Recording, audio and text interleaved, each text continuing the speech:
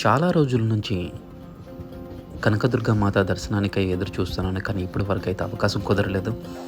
కానీ ఇప్పుడు అవకాశం వచ్చింది. సో, నేను ఇప్పుడైతే కనకదుర్గ మాత టెంపుల్‌కి అయితే వెళ్తున్నానండి. సో, ఈరోజు నైట్ మా కజిన్ వాళ్ళ ఇంట్లో స్టే చేసి మార్నింగ్ టెంపుల్‌కి అయితే మనం వెళ్దాం.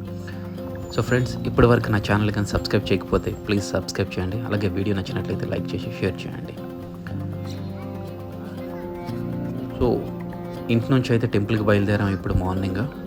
ఆల్రెడీ అయితే చాలామంది విజయవాడ కనకదుర్గమాత టెంపుల్‌కి దర్శించుకొని ఉంటారు. సో, ఒకవేళ ఎవరైనా వెళ్ళకపోయి ఉన్నట్లయితే ఈ వీడియో మీకు ఉపయోగపడుతుంది.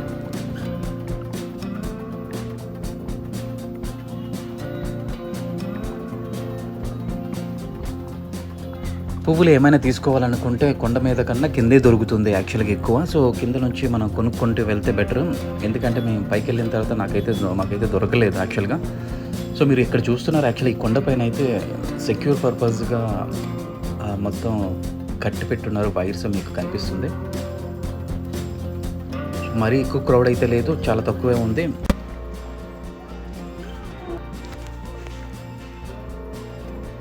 సో, ఇక్కడ మీకు లెఫ్ట్ సైడ్లోని మీకు మొబైల్స్ కానీ లేకపోతే చెప్పులు కానీ పెట్టే స్థలం అండి. యాక్చువల్ లోపలికైతే మొబైల్ అలౌడ్ చేయలేదు. It's out side. అంటే దర్శనం అయితే చాలా బాగా అయింది. ఇక్కడ బయటకు వచ్చామండి. ఇక్కడికైతే మొబైల్ మీకు అలౌడ్ ఉంటుంది. ఇక్కడ నుంచి మనం తీసుకోవచ్చు, ఫొటోస్ అనేది తీసుకోవచ్చు అనమాట.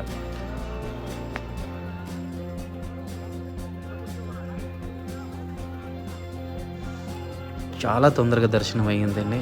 చాలా సంతోషంగా ఉంది. ఎందుకంటే చాలా రోజులు కాదు, చాలా సంవత్సరాల నుంచి వెయిట్ చేస్తున్నాను ఆ మాతా దర్శనానికై. కానీ ఈరోజైతే దర్శన భాగ్యం కలిగింది. లోపల అన్ని దేవాలయాలు ఉన్నాయండి, మీరు దర్శనం చేసుకోవచ్చు. మల్లేశ్వర స్వామి ఆలయం, గణపతి దేవుల ఆలయం, అలాగే నాగేంద్రుని ఆలయం, ఇంకా అన్ని ఆలయాలు అయితే లోపల ఉంటాయండి, మీరు దర్శించుకోవచ్చు.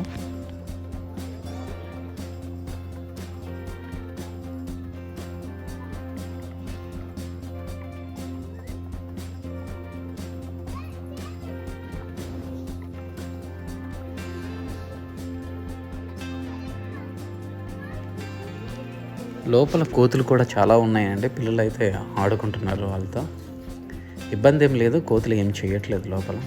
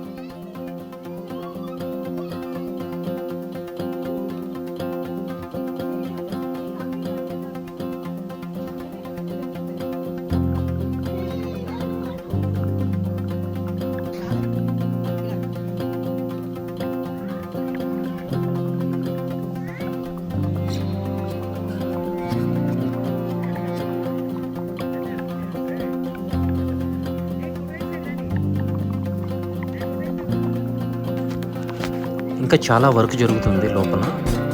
నాకు తెలిసి ఇంకా 1-2 ఇయర్స్లో అయితే చాలా డెవలప్మెంట్ ఉంటుంది ఈ టెంపుల్ అయితే.